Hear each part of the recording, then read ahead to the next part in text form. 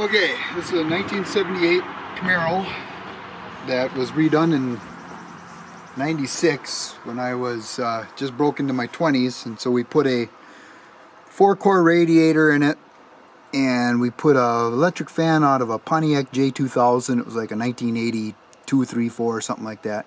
Everything was done on a extremely shade tree mechanic kid budget. Now this radiator has outlived its purpose, so I drained the water out of it and we're going to change it out. We're going to take this 4-core steel and we're going to put in this 3-core aluminum that we got from Lead Sports, or Lead Sports, L-E-A-D Sports in San Bernardino, California. And it came with 2 electric Chinese fans. I don't know if I'll put them on or a different model. And we're also going to weigh both radiators, put them on the scale, see what they are empty. And then we're also going to scope them to look inside to see how much crud is in the old one and how clean the welds are on the inside of the new one. Taking off this thing has not been off in well over 20 years. It's been faithful to the car. We just had zip ties holding it on. This thing right here is a thermostat. I don't have it hooked up right now, but you put electrics to it. The actual sending unit is up in here to automatically turn this on, but I went with a toggle just because I knew I would shut it on and off and didn't have to rely on this.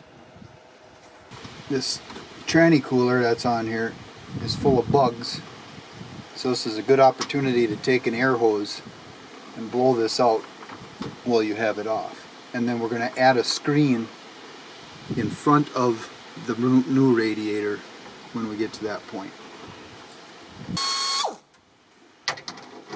3 different bolts. Boy, what we had to do to scavenge parts back then.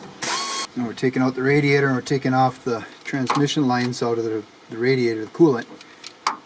It's a good idea to take, you can use one of your bolts that you use while taking out the shroud or something.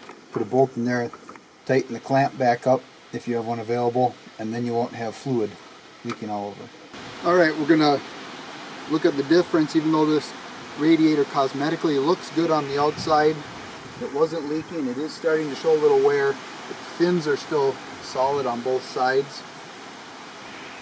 A little dent. And this aluminum one, a little more delicate, brand new. And we'll look at the difference. This is the old one. This is a 4-core, and it was not leaking yet, but it wouldn't be long. It was starting to get a little corroded down here. Here he is, about 25.8, 26 pounds. Is 15.4, 10 pounds less. And these fins are definitely